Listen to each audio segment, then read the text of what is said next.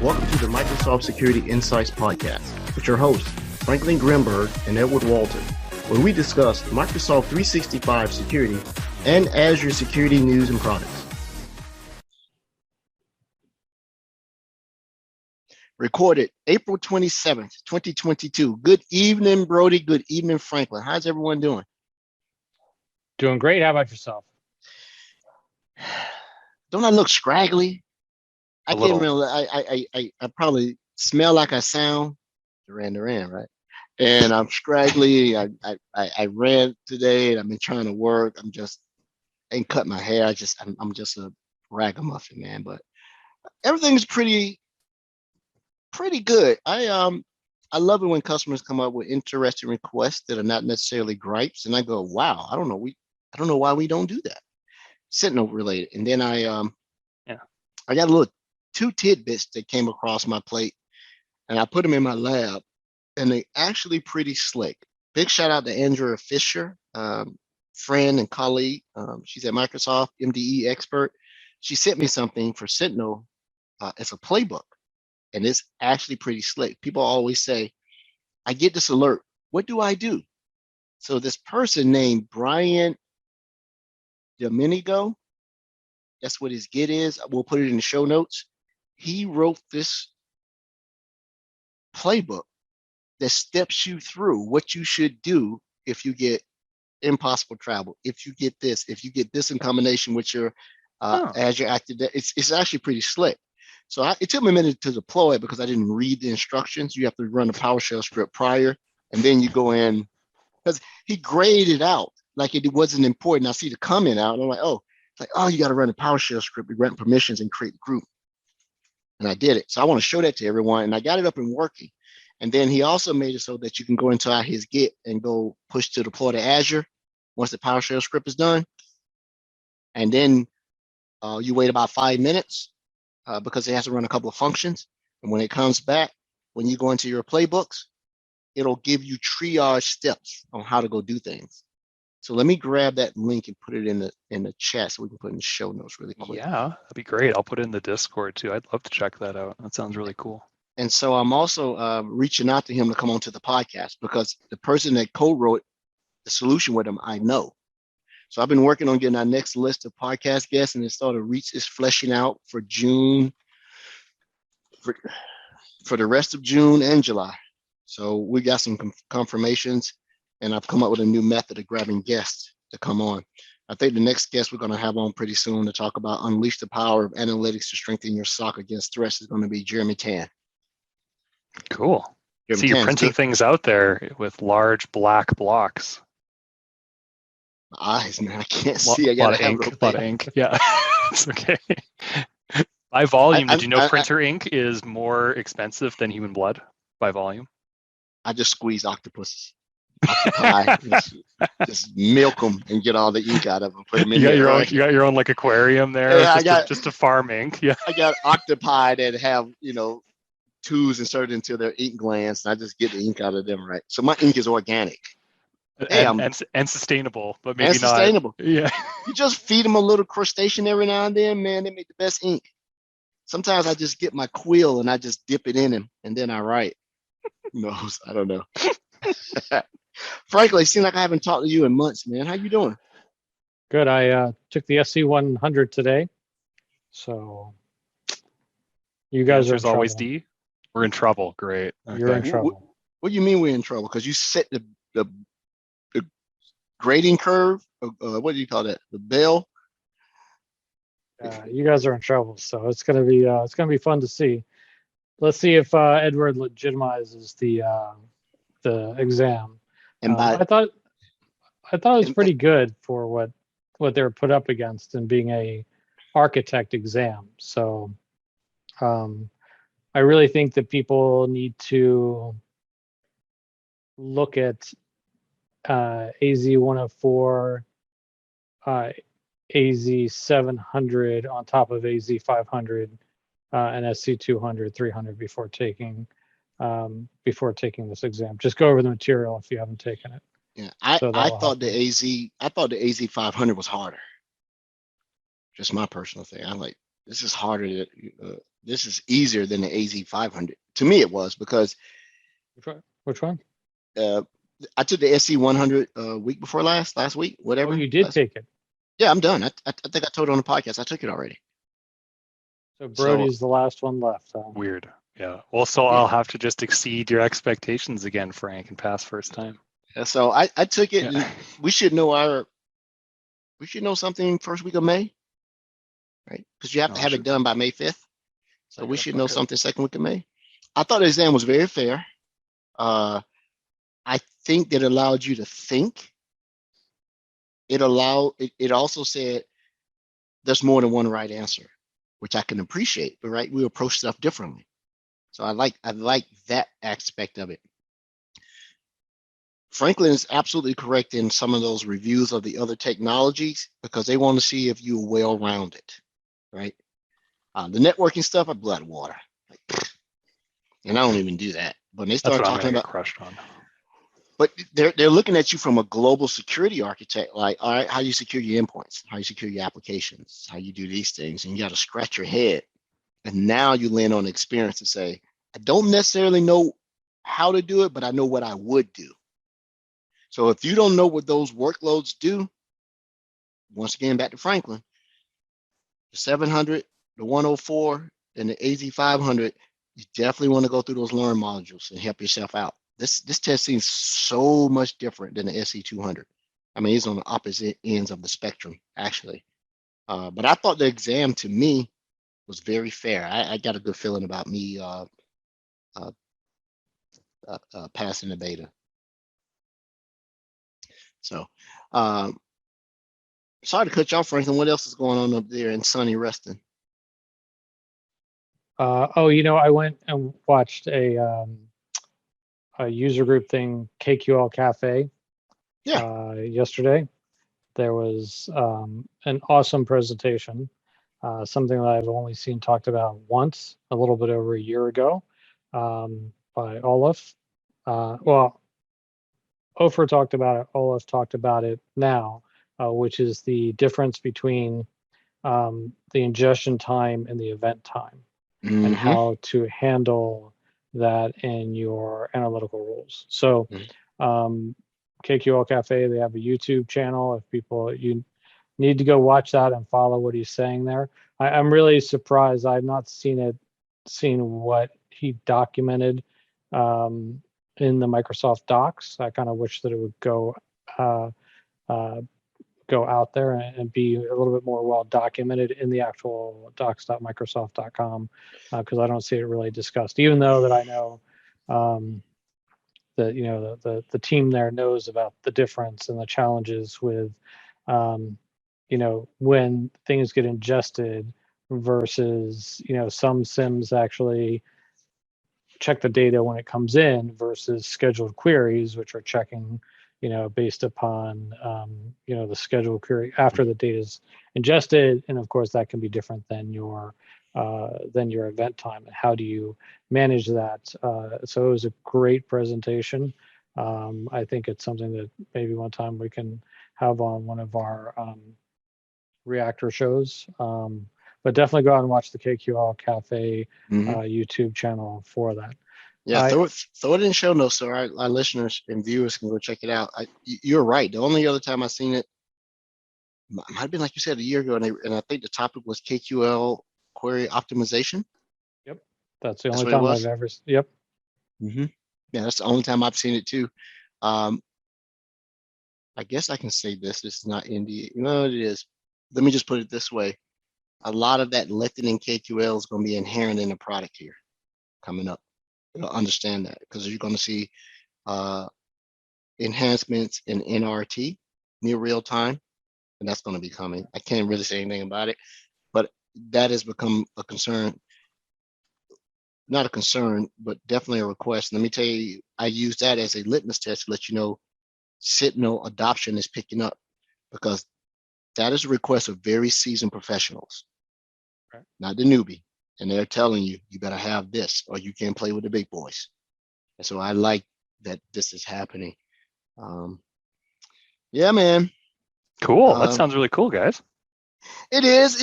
It's big brain stuff, man. When you get down to engineering and all this other stuff, I'm like, login is always in the past anyway, and the present is not real, and the future is not determined. So there you go.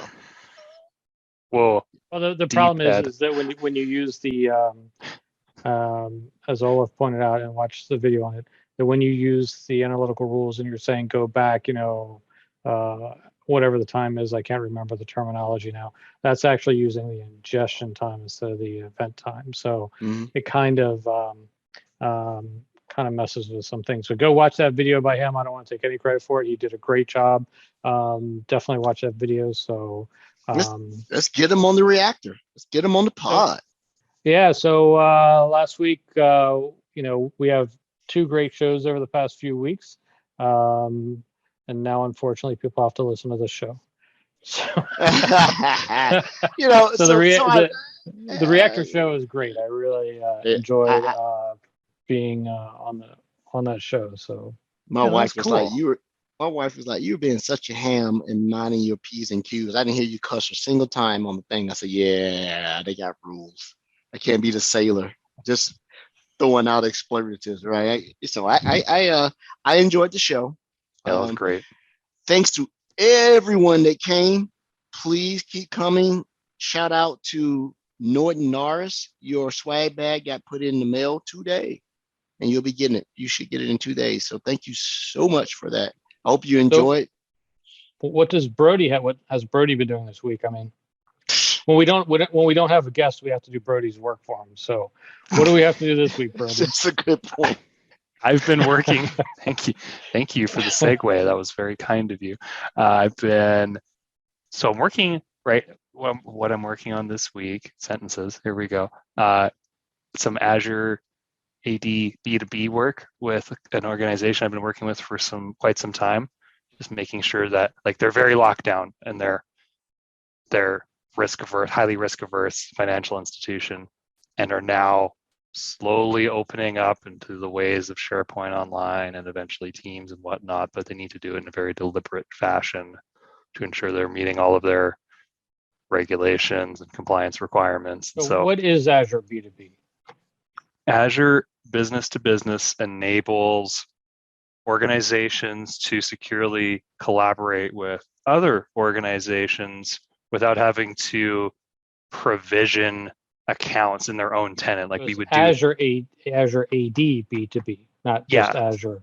Yes, B2B. Pardon me. Thank you for clarifying that. Yeah, so back in the day, so if you've been around back in the day, I need an external contractor or I need another organization to come into my environment to do whatever. Maybe it's an audit or maybe it's to collaborate on a document. So back in the day, you would provision them a local AD account, and they'd have to go through the same onboarding process. You'd probably get an email address if you're a consultant, you're used to this.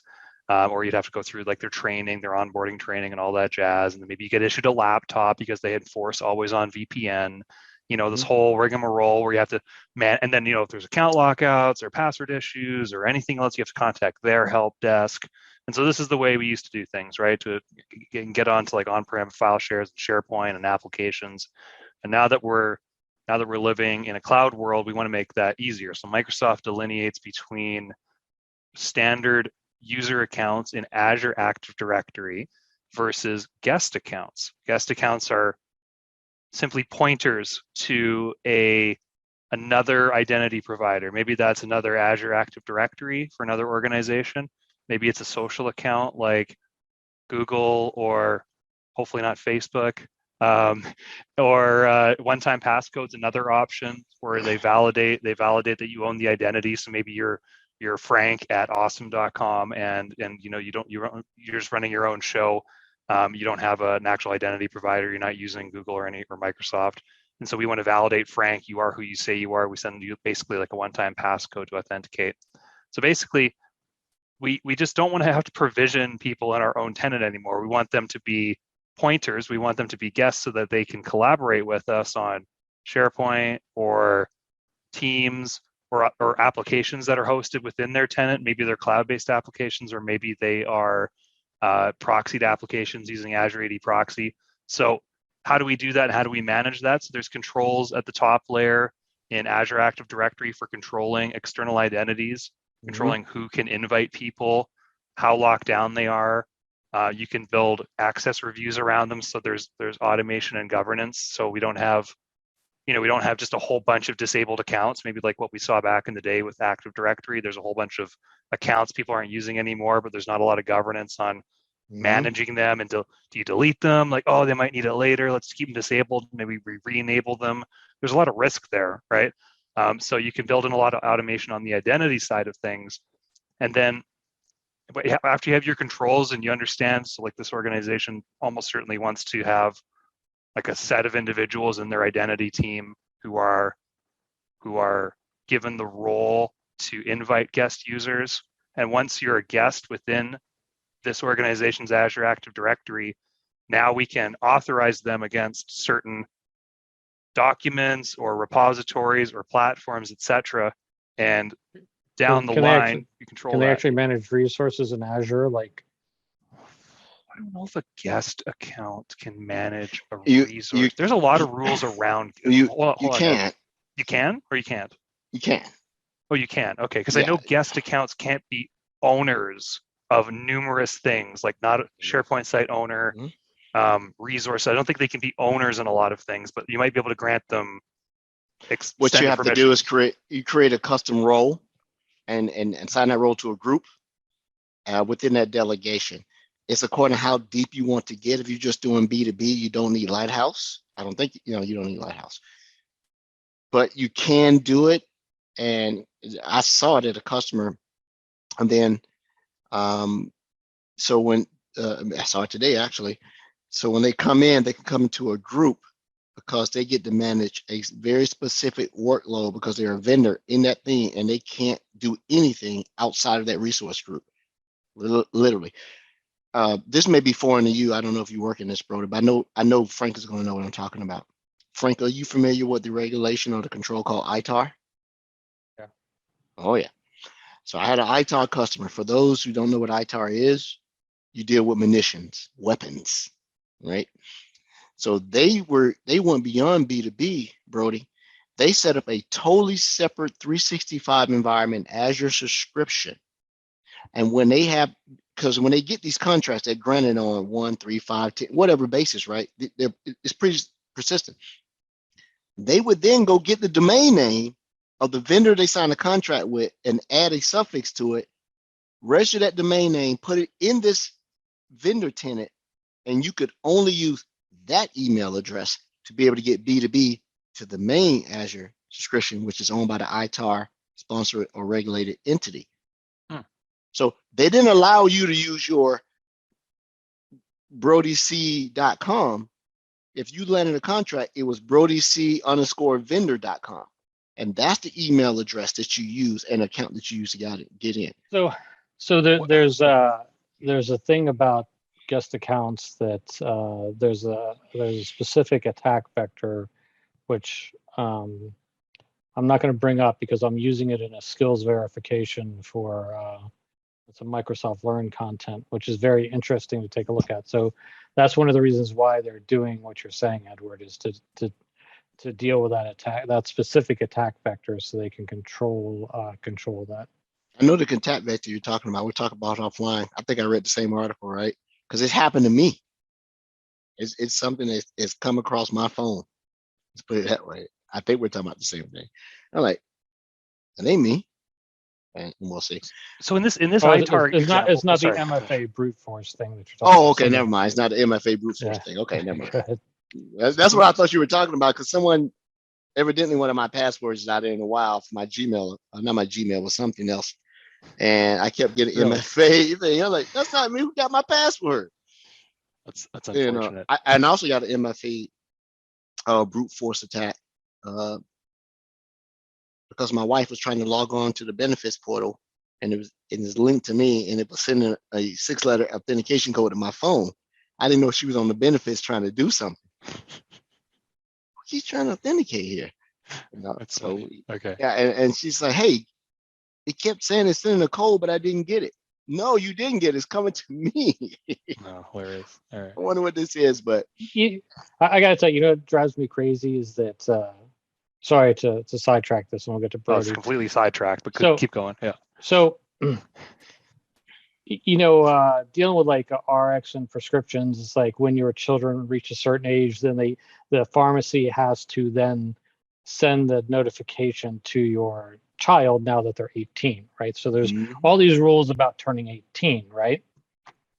And somehow they had my cat's prescription. He's diabetic, and so when my cat, they had his date of birth wrong. So when he turned 18, wrong date, right? So my cat, quote unquote, turned 18. I get a notification saying, sorry, we can no longer send you notifications about Herbie. He's now 18. So now whenever I do an RX for my cat, I have to call in and say, is it ready yet? Is it ready yet? Because it's like they won't actually, the system's so messed up, they won't actually deal with the fact.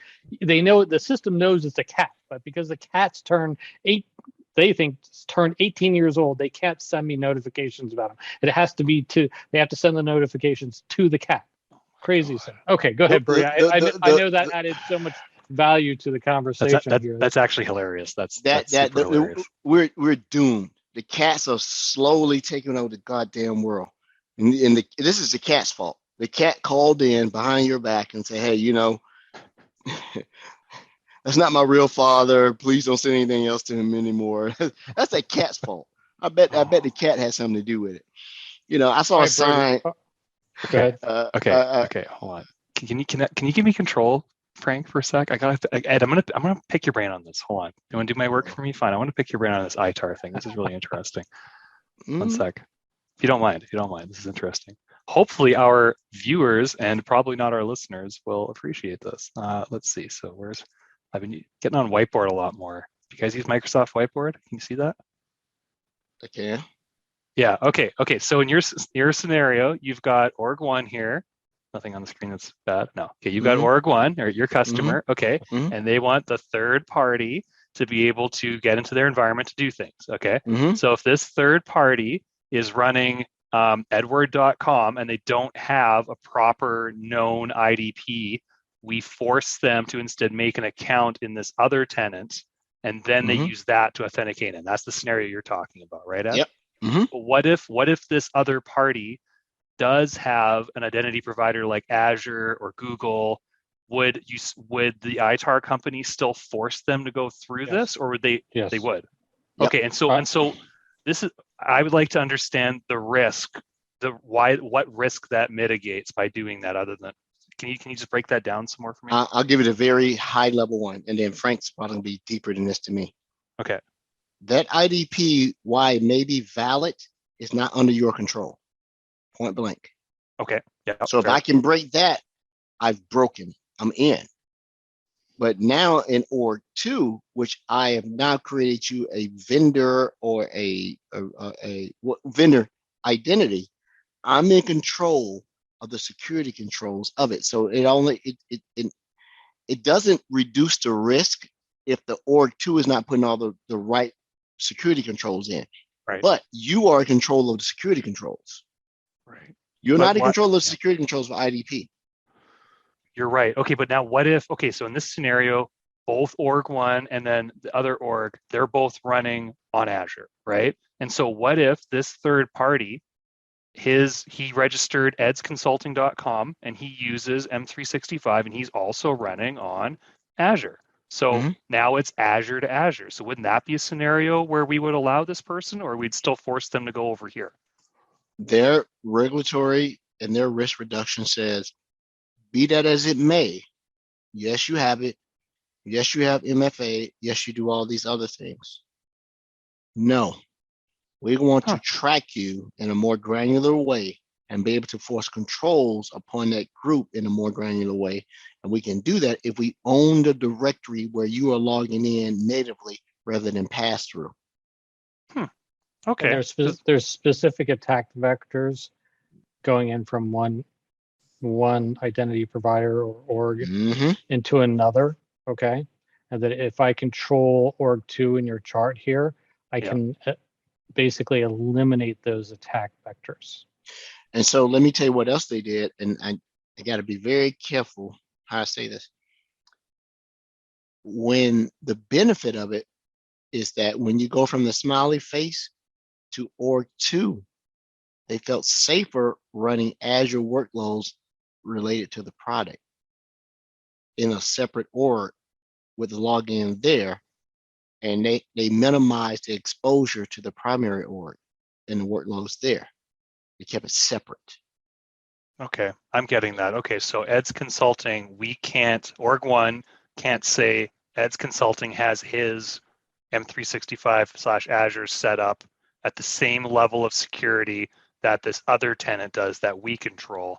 And so we can't allow Ed in effectively unless he has to go through this tenant, because then this line of communication between the two tenants is controlled by org 1, and it's, you know, aligned to their best practices, or sorry, not best practices, it's aligned to their requirements in order to meet. And they have people whose whole job is that when you are authorized as a contractor, background check, blah blah blah blah blah blah blah blah blah, secure email, verify who you are, go to a site, show your face, do this, you get an account. They also make it so that according to what your levels are, you don't even get to do it from your own computer. Yeah, it's got to be a managed device. Yeah. Yeah. And so let's go back to your IDP. Let's draw some words over there. So go up on the IDP on the screen. Yeah. And make a slash. Okay. So here we go. Sure, you run Azure, because everybody runs Azure AD. Yeah, nobody runs any other identity provider in the world. Absolutely. Yeah. But this particular identity provider is working with multiple customers doing something similar to what the ITAR person is. So type in Okta, then type in ping, and then type in open whatever. So now you are constantly exposing those liabilities of that, because this is the way your org works. So who's to say that that same person that you gave a delegated access via guest is not also having some type of connection to an Okta account to something else, to ping? So now you're doing exposure of just your footprint of who you are, because if someone can get to that, so once again, this is attack surface reduction. Attack surface reduction. This makes sense. Yeah, this makes sense. And because I was wondering, this scenario came up with this exact same customer. Like, well, why would you need to do that if you're worried about the identity living in your tenant? It doesn't, because it's a pointer. So isn't that just doubling up the management if you created a second tenant? Because then you'd have to, okay, now we got to manage this. Now we have to grant those people access to this. And like, so what I was wondering what the risk was, but yeah, you're right. You can't manage. You can't control whatever's happening with that identity over there, and you just granted them guests. So even if they, and so the customer does have a waiver that they would allow that person to go from the IDP to org 2. But I have no insight on what those requirements were that allow you to maintain that infrastructure, because you got to think about it too. Well, then it's still opening up some risk, not all the risk like to org 1, but there's still some risk. But anyway, keep going. Yeah. But here's a good pushback by the vendor. You guys are a risk to us. What if you're not doing what you're doing on your side? And it has nothing to do with direct access, but it's like now you've exposed possibly the ability to understand what your infrastructure looks like. Like, oh, they're using Okta, or they're using ping, or they're using what was the attack against Cisco? What's the Cisco? The bottom line is that most people are using separate machines anyways. You have your government. Well, for me, you have your government machine versus your corporate machine, or your that sort of thing. So, yeah, I mean that's not as much of a big deal. But yeah, so attack surface reduction. There's also, like I said, some of the other attacks that people try to do, which this helps minimize the attack surface. Okay. So some of my worries is we go to this global open identity and new identity, trying to get away from social security numbers and whatever the version of that across the world. Wait till you see the identity attacks come. You're assuming that everybody has a base level of knowledge like we do on this call and our listeners. Yeah, my wife is more savvy in security than some of these security people, these customers I have. My wife knows that. My wife does security consulting for her organization through asking me questions. So yeah, I hear you. And my wife will quickly say, "My husband said that's not safe. What are y'all doing?" Yeah, exactly. Okay, I get this now, because at first I thought it was just okay. Well, then you need to just institute conditional access and MFA checks against that guest account, and then have automation and have governance built in to review what they have access to on a regular basis, so it's not open-ended. But I didn't consider what the configuration was of the other tenant that this, or IDP, that this guest user is leveraging to authenticate. So that's and then if you go back to your screen, no need to do it, but I think I can articulate this so people can get a visual. You had a triangle, which was the IDP for that vendor to get through. How do you know that that IDP is not doing all of the same thing as org 2? Where they're extending it out to multiple people. They have their own similar situation. So, what you're trying to do is exactly what Frank said, not make it complex. It is attack surface reduction. It is minimizing the inroads to be able to get a toehold or even reconnaissance. Because if a security, a nefarious actor has to do too much, unless they're very deliberate or very well paid, or have an axe to grind, they'll move on to something easier. If you can make a hacker quit in the reconnaissance piece, you've won. So how much are they doing org 2 to then do a virtual desktop? Oh my God! Maybe you and I are on the same account. There are no physical machines. I don't work for Microsoft, so just point that out to you. Everything is virtual desktop. I won't say which VDI. If it's in Microsoft, right, you sort of figure it out. That's a good point. Well, that makes sense. It's easier than shipping laptops everywhere. So that's what they did, sense, right? Yeah. Right. Because they couldn't ship the laptops, because even when you had to have a confirmed signature, this and that, they're like, nope. There's no way we can control that endpoint, and there's no way that they wanted to try to create safe IP address ranges and geographical safe locations to work. Because I got in trouble one time years ago. I took a laptop. I was in China. I booted up. It was let go on Monday morning. Yeah, I could see that. That's fair. Mm-hmm. And I was consulting with an organization recently, and they actually don't even allow their administrators to access. They don't allow anybody to access any M365 service unless they're on a managed device. Mm-hmm. Right? So that makes sense. But even their so if you're coming in as a contractor, you have to have your own VDI spun up so that you can look at this, that, and the other thing.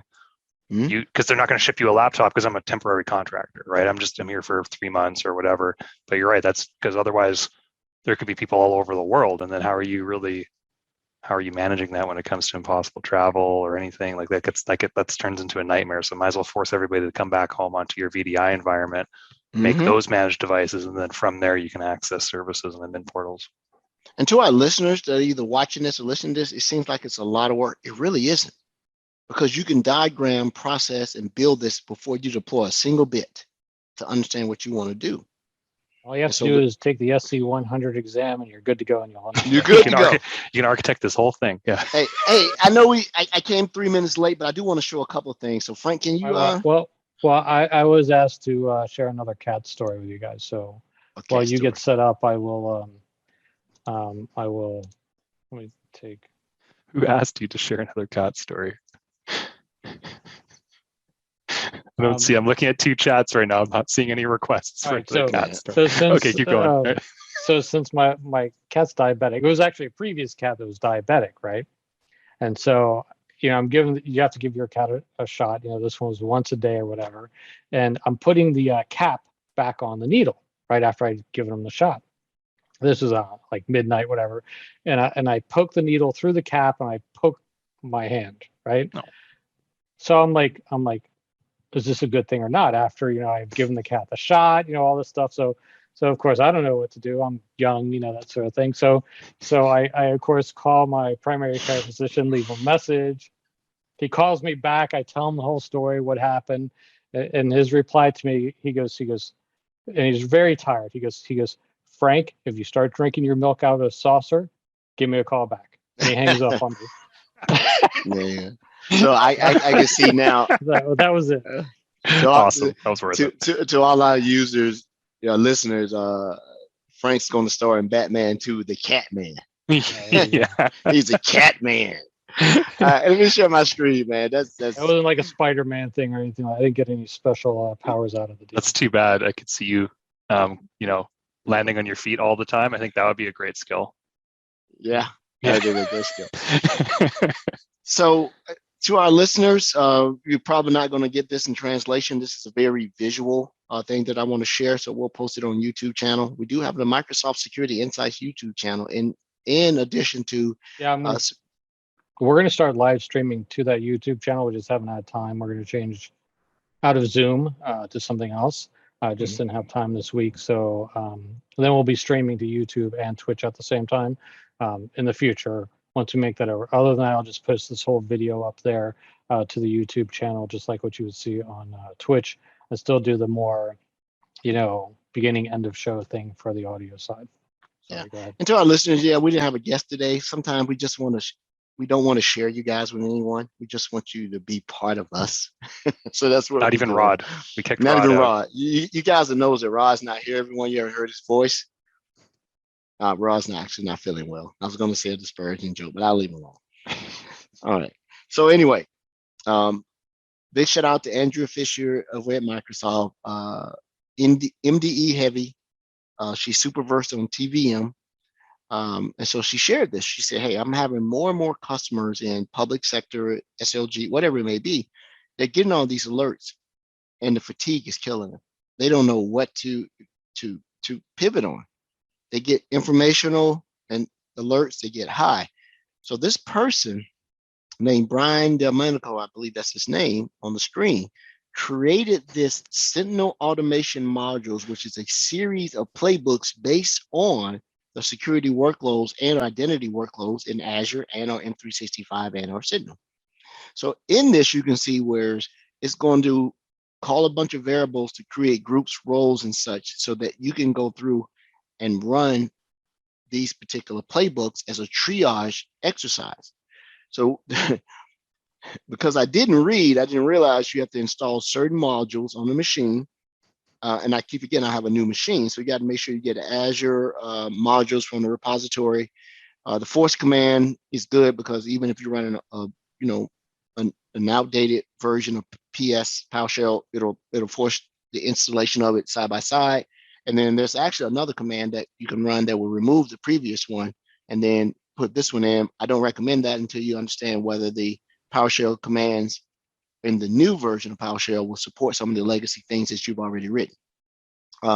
So once you run this, install PowerShell module AD, Azure repository. So the AD is assigned permissions, and then the install the Azure repository is going to create a bunch of groups, and you're going to put very specific permissions in that group. It looks like it creates some sort of managed identity for you to use so that it's not tied to a user account. Pretty slick, right? So you get it all in, you run it, you can connect Azure AD, you do this, all this in the PowerShell script, cut and paste. I modified it in VS Code, but very little things you need to do because I'm capturing everything at the very beginning, like subscription ID, resource group of the Sentinel, and your tenant ID. So now it knows where to go. So I did all this in VS Code, saved it, and then I ran this permissions, got a couple of errors coming back. You may have to run it twice so it can properly install the modules and everything. I just wasn't patient. But once it did, and you finish this, you can come down to deploy, and it gives you the considerations about where you deploy it, how the API is exposed, the logic apps, custom connector, and such. Then you just go deploy to Azure. And when you deploy to Azure, I immediately jumped over to another tab to see what was being created and what was spinning up. Here's something I've never seen before, and I don't know if it's the way he does it. if you generally could press deploy to Azure inside your Azure tenant, you generally get a notification that something's going. You don't get a notification that something's going on. And all the other ones I've ever seen, when I hit his deploy, maybe he has a silence. He's taken away the silent parameter. I saw everything that was going on. Well, good, because I like to see that progress. That's good. You want to see that. Yeah. That is very useful to understand what are you doing, because if I need to clean this out, now I got to go through the logs to see what will happen. So once you have this in here, you go back to Sentinel, and it takes about 5-10 minutes. I did it twice just to make sure everything took. And it actually says if he updates it, he hasn't figured out a way to push it. You have to go back and redeploy. You just click deploy again. Yeah. So when I go here, and I go down to automation, and I go down to enable playbooks, maybe.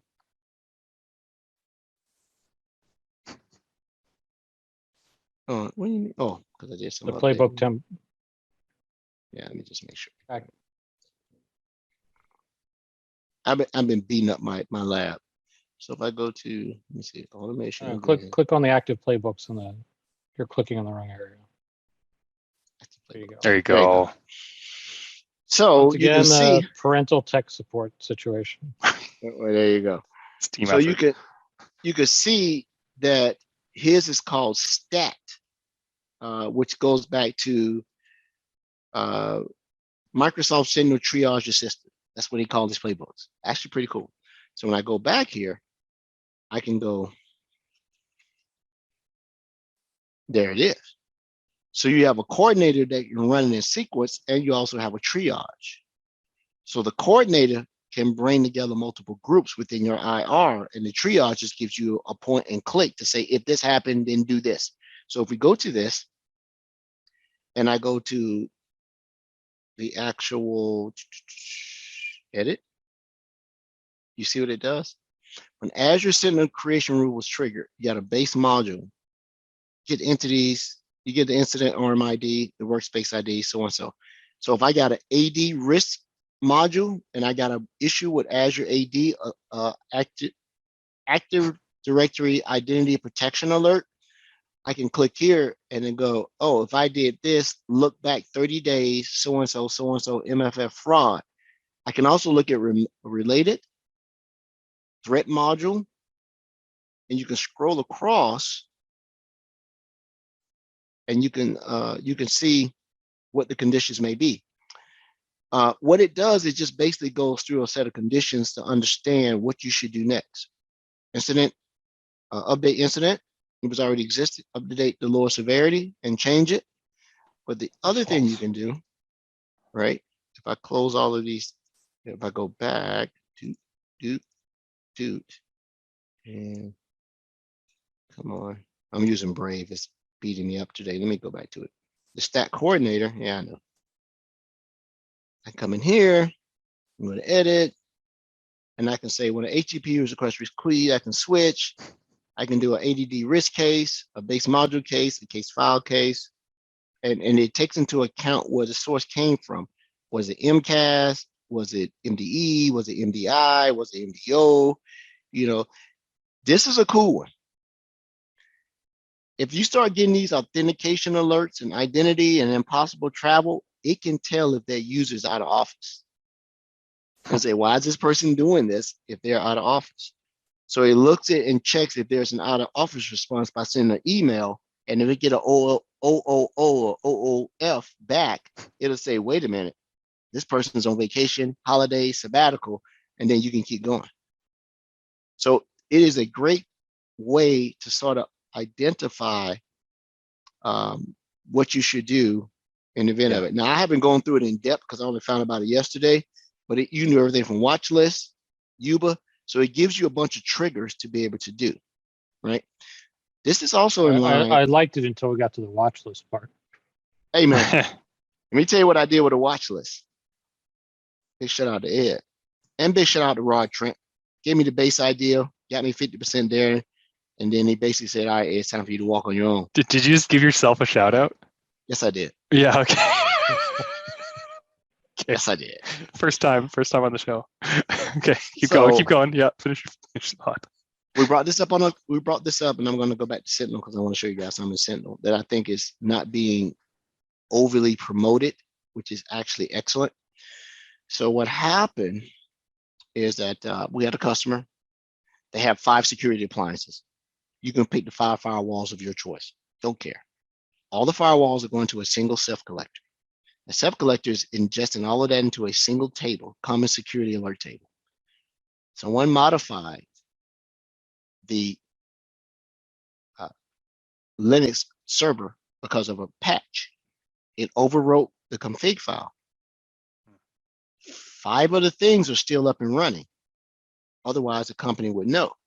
The log collector conf file got modified. So out of the 5, only 3 were still sending. Is the connector up or down? It's still up because the workbook that looks at connector health wouldn't fire an alert. That alert is still healthy because it's still sending logs to that table. What happened was 2 of the workloads didn't stop sending to the collector. The collector forgot how to send it to the log analytics workspace. So now I'm writing a watch list based on the table and saying that if this table is being populated by 5 devices, let me know if one of them stops sending. I had to get away from the volume because the volume is going to go up and down. Weekends is low. You add another checkpoint is high. You remove a pan is high. I need to understand if that table is looking for 5 things, which one stops sending. And so I'm writing that. So you put it in a watch list, and you can do it in the watch list in the table based on the device vendor. So Rod Trent wrote the initial KQL query. I took it, made a watch list out of it, and tested it. And I only got one little bug left in it.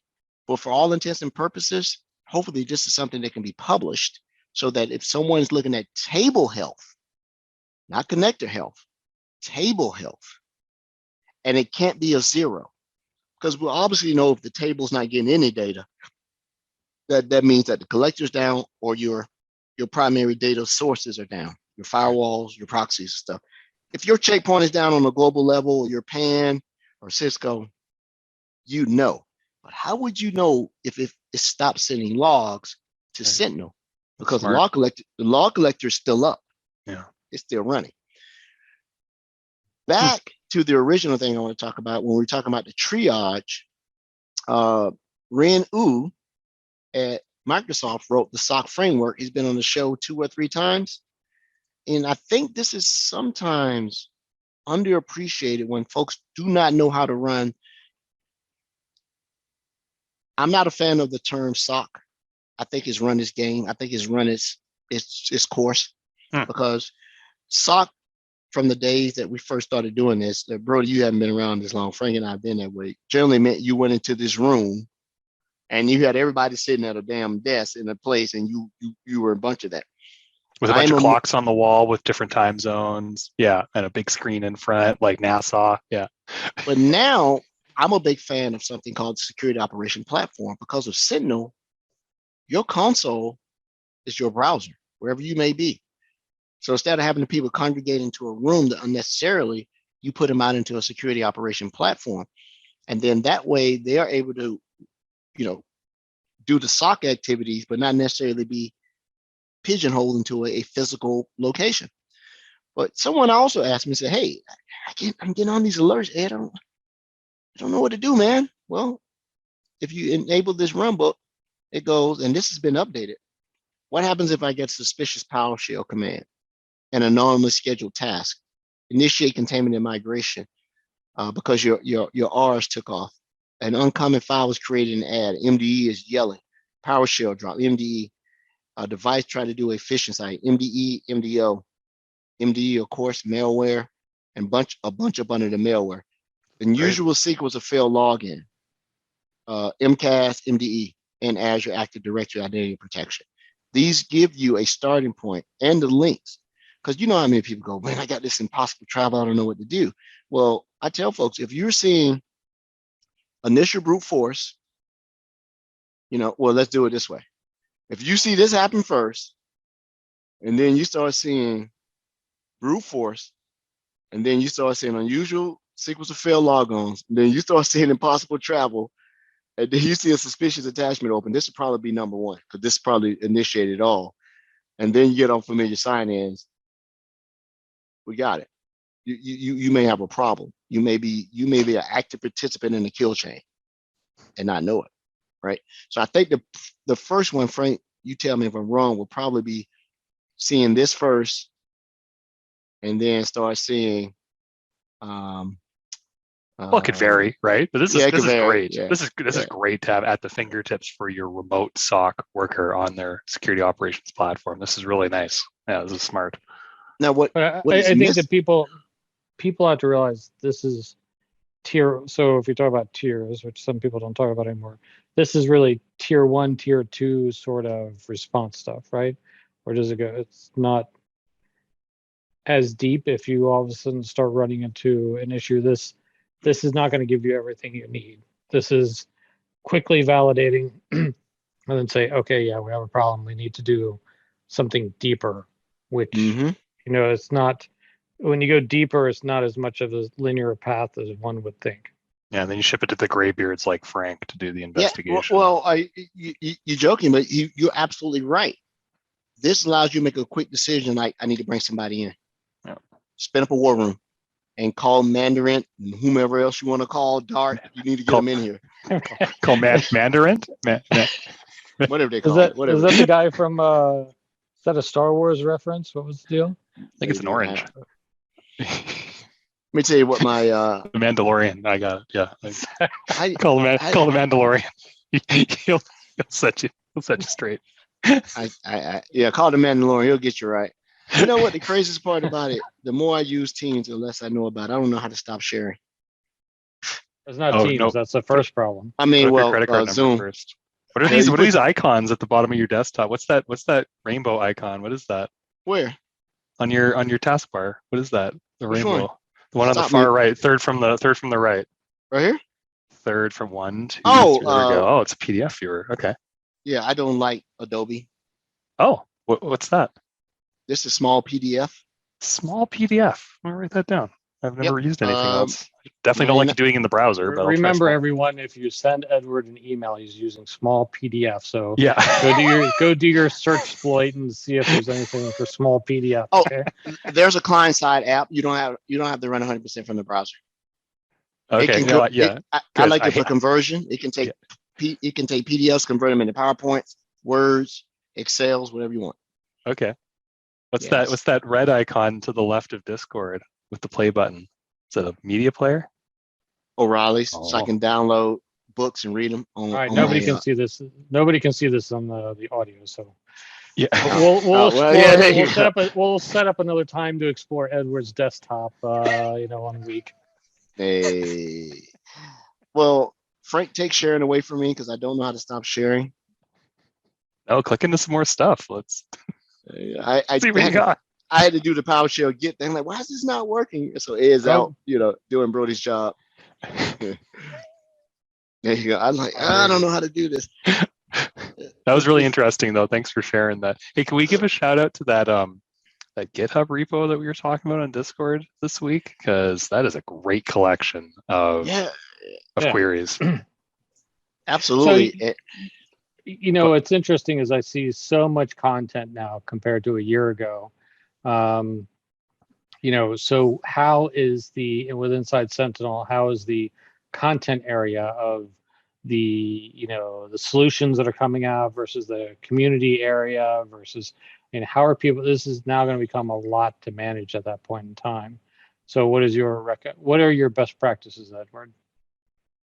I hate the term as much as you hate watch lists. Right. So, what are your recommendations, Edward, based on your experiences? It's great that there's so much stuff coming out, playbooks for this and workbooks for that, but it seems, is it overwhelming for people now, or it is. So this is where you go to the community and you go to the advocates and you go to the MVPs. I know he's a co-host on the show. He's a friend of the show. He's a friend of mine. If you're not following Rod Trent, you're wrong. Don't be wrong, be right. Okay. Jeremy Wilminer, his Microsoft Security Insight newsletter comes out once a month, and his thing every Saturday. You have to figure out a way to consume the data in tidbits, and you have to, for me, I have to suppress that everything I read is not a learning evolution. It's a quick scan, not relevant, go to something else, right? No. So you have to be very targeted in what you are trying to achieve. If you're a consultant, you're generally looking at content that's going to help you solve a problem, right? I don't know how to do this. If you're a learner, then you read someone's blogs, you go to the webinars and such, right? It is up to you to figure out what tiers that you want to do. I start my day off by reading the Cloud and Data AI blog by Rod Trent, Jeremy Whitminer, Matt, I think his Git is Reprise 99. So I have about 5 sources that are tabs that I come up and I do. In addition to the 5 sources, I have 5 podcasts that I listen to. Security in 5, 7-Minute Security, the Microsoft Security Insights podcast, and a few other. And so I listen to those, and that sort of sets my learning a little bit. If you don't do that, you're going to be overwhelmed, and there's nothing you're going to be able to do about it, because you'll go down a rabbit hole and, oh my God, this is so cool. So that's how I do it. You saw on my screen that I had like a gazillion tabs. Those are actually my home pages. So I bring those home pages up and scan through the morning, and I take a look at it. The other thing that I do, Frank doesn't do this. I tend to stay very vendor focused. I know that there are a gazillion attacks, and industry guys and everybody's talking about cybersecurity as a whole, Black Hills Mountain, all this other stuff. That's all well and good. I'm fine. Yet another CVE. I'm very focused on the technology that I'm delivering or have to support. I don't need to hear about every ransomware attack. That's fair. And I don't need to hear about all this other stuff. I need to say, okay, if it is a ransomware attack, how does it relate to the product that my customers are using? And how do I make sure they get the proper IOCs, they get the right reading, they get everything that's going on? If you just go out and start... Most of the ransomware attacks or attacks that you hear about, it's like, come on, from us, InfoSec people, it's another day at the office. I mean, that's basically what it comes down to. And when you're hearing about that in the news, and then all the time you hear, well, it was, a very complex attack, and you then find out how simple the attack really was. But of course, anybody that got ransomware, they're going to say, oh yeah, it was very, very complex, just to cover for their job. So our CEO's password was summer 2020, and he's a very complex person, so the attack was complex. It's like there's definitely people that I listen to on Twitter, and I don't pay attention to anyone else, and I value their opinion about what's been, what has happened in the attack. So yeah, definitely you end up with those resources, even though there's too much noise, toxic stuff on Twitter. Yes, I mean, Elon's going to fix it. Don't worry. Just kidding. That's a sore spot. Elon buying Twitter. Don't even get me started. My wife and I have been talking about it. Hold on. Before we switch to freedom of speech on the internet and Elon spending a bunch of money, it would be great if Ed, you wrote down what those 5 tabs were and those podcasts. And Frank, same thing with the people you follow on Twitter. And I will do the same thing, and we'll get the same with Rod, and we'll compile them all together, and it'll be like our trusted repositories, and we can put that in notes or share that on Discord or whatever, because I'd like to hear what you guys are listening to and reading about, because it's different than what I do, and I think we can all learn from each other. Yeah, I'll tell you what, it's time to close out the show. We'll close out the show, and then we'll stick around and talk about the Twitter thing, so that won't go out on the Monday podcast. So let me give you my opinion of it. I want everybody to hear. We're not closing the show out. All right, Twitter, here we go. Twitter can kick rocks. I offered them $47 billion, but they didn't want my money. So there you go. Can we still be friends if you have $47 billion that you can leverage to buy Twitter? Just a friend. What? Fly me out. I'll be your friend. So that comment came up from my wife. She's like, if you think this is a bad idea, once you just buy 20, you got 48 billion in the bank. I was like, all right, I'll go ahead and do it. I'll buy it. And I don't really want your money. I said, I wish I had 47 billion. I could make a whole bunch. I've got opinions about Twitter, so. Oh, good. So we'll do that. Stick around after the show for all of our valued listeners to hear our opinions. So, thanks everybody that came to the show tonight. Either view portions of it or listen. We're going to close out the show. We'll put the things that we're talking about in the show notes and on our YouTube channel, the website, the pod, as well as the Discord. Stay tuned because Brody has tasked us with giving our top 5 web links, top 5 podcasts, and top 5 something. I can't read my own handwriting. We're supposed to do your homework, Brody, not to giving us homework. It's not homework. We're just telling everybody and sharing how we learn and grow the security community. Until next week. Until next week. Oh, by the way, Frank, we need to get like an ending audio thing for our podcast.